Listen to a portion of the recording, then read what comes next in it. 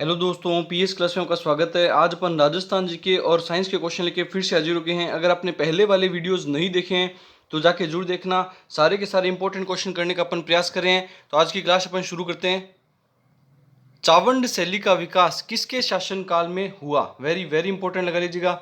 चावंड शैली का विकास किसके शासनकाल में प्रारंभ हुआ? तो इसका सही आंसर क्या होगा? तो इसका सही आंसर बताइए। महाराणा सांगा, महाराणा प्रताप, अमर सिंह द्वितीय या राज सिंह? तो इसका सही आंसर होगा अमर सिंह द्वितीय के समय में चावंड शैली का सर्वाधिक विकास हुआ। सर्वाधिक विकास हुआ। इसी वजह से अमर सिंह द्वितीय के शासनकाल को चावंड शैली का स्वर्ण काल माना जाता है। चावंड शैली का स्वर्ण काल माना जाता है। और अगर क्वेश्चन ऐसा है कि चावंड शैली का विकास या फिर चावंड शैली कब किसके शासनकाल में प्रारंभ हुई, किसके शासनकाल में प्रारंभ हुई, तब आपको याद रखना है कि महाराणा प्रताप करना है। तब आपको करना है महाराणा प्रताप। महाराणा प्रताप के शासनकाल में प्रारंभ हुई। तो इसका शासनकाल कब से प्रारंभ माना जाता है? महाराणा प्रताप के समय से। और सर्वाधिक विकास पूछा जाए, चावंड शैली का सर्वाधिक सबसे ज्यादा विकास को पूछा जाए तो आपको ध्यान होना चाहिए अमर सिंह द्वितीय के समय, जो कि महाराणा प्रताप के पुत्र थे। उनके समय में सबसे ज्यादा इसका विकास हुआ था। और एक्स्ट्रा फैक्ट देखिएगा, चावंड में ही महाराणा प्रताप की मृत्यु हुई थी। चावंड में ही महाराणा प्रताप की मृत्यु हुई थी। मृत्यु भी यहीं हुई थी। उसके अलावा गार्ड या लोहार जो व्यक्ति हैं, लोहार की एक जाति होती है गार्ड या लोहार, वह लोहार भी महाराणा प्रताप की महाराणा प्रताप ने आजीवन जंगलों में रहने की कसम खाई थी। जब तक वह पूरे मेवाड़ पर अपना राज्य स्थापित नहीं कर लेंगे, पूरे मेवाड़ को नहीं जीत लेंगे, तब तक उन्होंने कहा था कि मुगलों से पूरे मेवाड़ को अगर स्वतंत्र नहीं करवा लूंगा तब तक मैं जंगलों में रहूंगा, उसका महलों का त्याग करूंगा। तो इसी प्रकार गार्ड या लोहार भी क्या करते हैं? गार्ड या लोहार भी महाराणा प्रताप की सौगंध को मानते हुए आजीवन घुमंतु जीवन जीने का कार्य करते हैं। इसी वजह से घुमंतु शैली के चित्र भी इसमें देखने को मिलते हैं। चावंड शैली में घुमंतु शैली के चित्र आपको ज्यादा देखने को मिलेंगे। घुमंतु शैली के चित्र ज्यादा देखने को मिलेंगे। और विकास किसके समय माना जाएगा? अमर सिंह द्वितीय के समय में। सर्वाधिक विकास अमर सिंह द्वितीय। और प्रारंभ पूछे चावंड शैली का विकास शुरू कब से हुआ या फिर चावंड शैली का प्रारंभ शासनकाल कब से माना जाएगा, तो आपको ध्यान चाहिए महाराणा प्रताप करना है, अन्यथा इसका आंसर अमर सिंह द्वितीय होगा। नेक्स्ट क्वेश्चन अपन देखते हैं। ढोला मारू किस चित्र शैली से संबंधित है? वेरी वेरी इंपॉर्टेंट लग लीजिए, ये क्वेश्चन कई बार आ चुका है। इसका सही से बताइए, ढोला मारू का विकास किस शैली में हुआ है? जोधपुर, अजमेर, बीकानेर या किशनगढ़? तो इसका सही आंसर होगा जोधपुर शैली में ढोला मारू पर चित्र का चित्रण हुआ है। और ढोला मारू शैली का या फिर ढोला मारू कौन सी शैली से संबंधित है, तो आपका ध्यान होना चाहिए जोधपुर शैली। जोधपुर शैली जिसे मारवाड़ शैली भी कहा जाता है, जिसे मारवाड़ शैली भी कहा जाता है, ये भी आपको ध्यान में होना चाहिए। अब एक्स्ट्रा फैक्ट देखिएगा, ढोला मारू शैली का विकास किसके समय हुआ था, तो आपको ध्यान चाहिए ढोला मारू शैली का प्रारंभिक विकास तो मालदेव के राजा मालदेव का, जो जोधपुर का शासक था मालदेव, उसके समय हुआ था। लेकिन सर्वाधिक विकास या फिर स्वर्ण काल जिसको बोला जाए तो स्वर्ण काल मानेंगे अपन मानसिंह, राजा मानसिंह और जगत सिंह इनके शासनकाल में इनका सर्वाधिक विकास माना जाता है। और ढोला मारू शैली ढोला मारू चित्र जोधपुर शैली या मारवाड़ शैली से संबंधित है।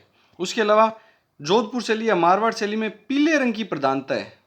पीले रंग की प्रधानता है, ये भी आपको ध्यान में रखना है।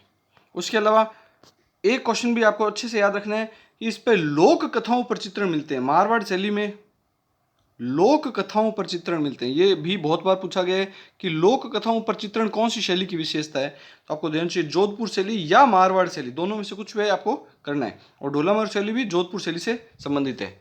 नेक्स्ट क्वेश्चन देखिएगा, हरे कांच पर सोने की चित्रकारी कहाँ की प्रसिद्ध है? वेरी वेरी इंपॉर्टेंट लगा लीजिए। ये हरा कांच बेल्जियम से मंगवाया जाता था। बेल्जियम के कांच पर सोने की चित्रकारी, ये भी क्वेश्चन बन सकता है।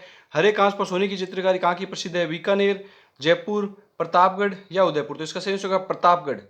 और इस कला को क्या कहा जाता है? हरे कांच पर सोने की चित्रकारी की कला को थेवा कला। क्या कहा जाता है? थेवा कला, जो कि प्रतापगढ़ के सोनी परिवार द्वारा, प्रतापगढ़ के सोनी परिवार, नाथूजी सोनी, महेश राज सोनी, इनके मतेश राज सोनी, इनके द्वारा यह हरे कांच पर सोने की चित्रकारी की जाती थी। और अब तो हरे कांच के साथ साथ में पीले, नीले और अलग अलग लाल रंग के कांच, इन सभी कांचों का उपयोग किया जाता है। पहले मुख्य रूप से ये हरा कांच जो कि बेल्जियम से मंगवाया जाता था, उस पर सोने की चित्रकारी का कार्य किया जाता था, जो कि प्रतापगढ़ के सोनी परिवार की प्रसिद्ध थी, जिसे थेवा कला के नाम से भी जाना जाता है। नेक्स्ट क्वेश्चन देखिएगा, कपड़े पर मोम की परत चढ़ाकर चित्र बनाने को क्या कहते हैं?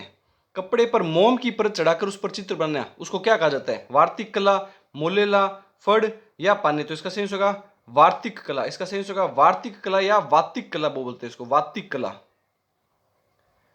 यह कला कपड़े पर मोम पहले भी लगाया जाता है, उसके बाद में उसके ऊपर चित्र बनाने का कार्य किया जाता है, इसे वार्तिक कला बोलते हैं। यह खंडेला, खंडेला सिक्कर की प्रसिद्ध है, खंडेला सिक्कर, खंडेला सिक्कर की ये काफी ज्यादा प्रसिद्ध है, इसे वार्तिक कला कहा जाता है। नेक्स्ट क्वेश्चन देखिएगा, लांगुरिया लोकगीत है, विवाह गीत, होली गीत, प्रेम गीत या भक्ति गीत? तो सही आंसर होगा भक्ति गीत है। लांगुरिया गीत भक्ति गीत है, जो कि केला देवी के मेले में, केला देवी के मेले में भक्तों द्वारा किया गाया जाता है। और लांगुरिया नृत्य भी है, जो भी केला देवी के मेले में किया जाता है। तो लांगुरिया संबंधित आएगा तो आपको ध्यान चाहिए केला देवी। और केला देवी कहां से संबंधित है? तो आपको ध्यान चाहिए करौली, करौली में।